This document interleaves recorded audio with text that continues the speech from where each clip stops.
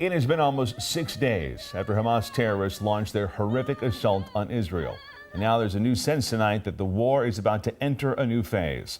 Thanks for joining us at 10 o'clock. I'm Steve Solis. I'm Jessica Janner Castro. Israel has been amassing its troops and weapons on the border with the Gaza Strip, and there is widespread anticipation a ground invasion could begin soon. The casualties are mounting on both sides. At least 1,200 Israelis have been killed, 1,100 in Gaza are dead. The State Department said today the number of Americans killed in the conflict has gone up to 22.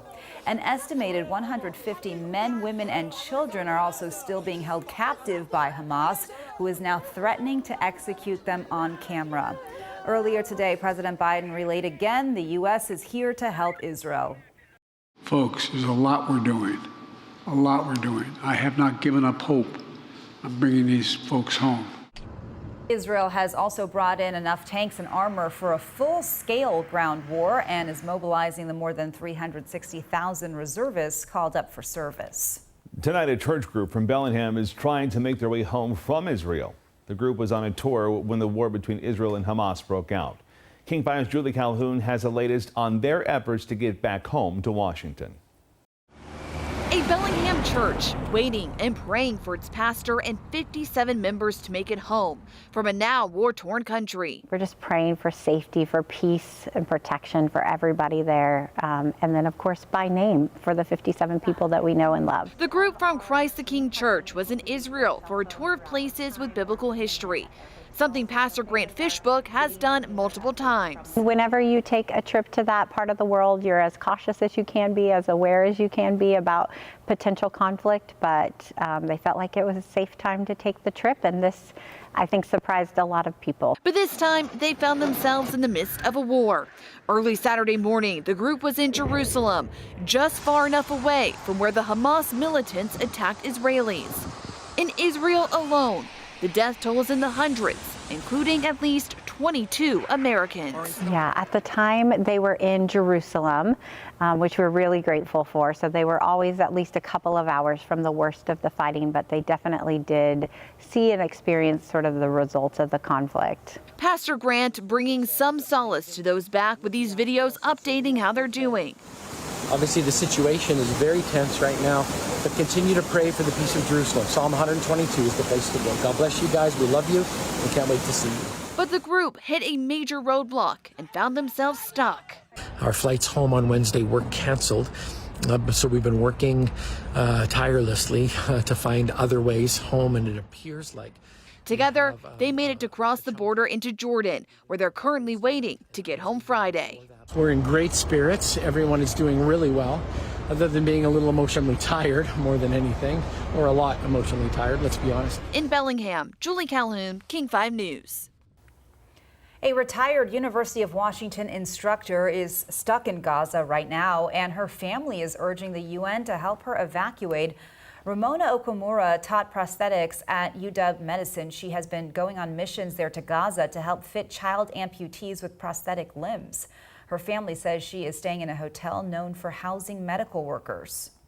But I'm just worried about mistakes, errors that happen in war with such a volume of artillery shells and missiles. That I just caution her and hope and wish for the best.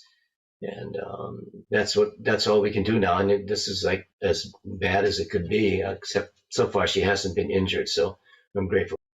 Okamura is waiting for a visa from the Egyptian government to get out of Gaza.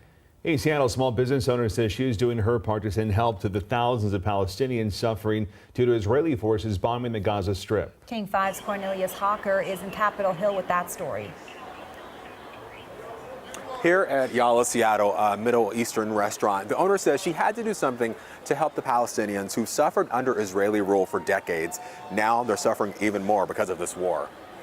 If you look inside of Taylor Cheney's restaurant, Yalla Seattle, you're gonna love it. It's not hard to understand why the Israeli-Hamas war that's killed at least 1,100 Palestinians and injured thousands more upsets her. I just go home and I'm upset and I read the news and I cry and I feel like I can't do anything, but I know that I could do something here. Yeah, great interviews like you that make it easier. Taylor has already raised $1,300, a major amount of money for this small business. She'll be selling traditional Middle Eastern desserts again on Thursday, with 100% of the money going to Palestinian humanitarian relief efforts. Food is like, my love language, and that's the only thing I know what to do.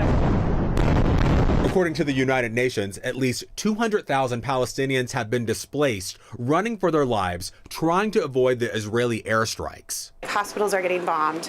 Schools are getting bombed. The Israeli government's attacks quickly turning into a humanitarian crisis for innocent civilians. They're out of gas. They're out of electricity. Like, they're completely blacked out right now. If you don't know the history of the Israeli government and the occupied Palestinian territories, This goes back over 70 years. Taylor wants you to educate yourself. It's not out of nowhere. Like, Hamas wouldn't exist if they were not being occupied, being subjugated to the things that they're dealing with.